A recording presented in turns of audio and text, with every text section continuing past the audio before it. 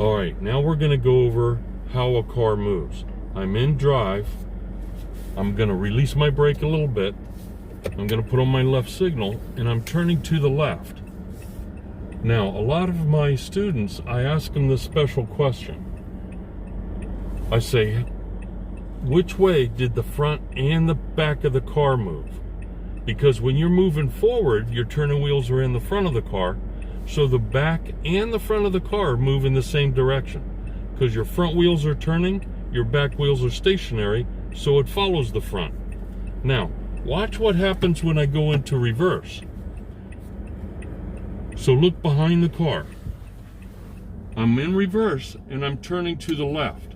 So notice the back of the car goes to the left.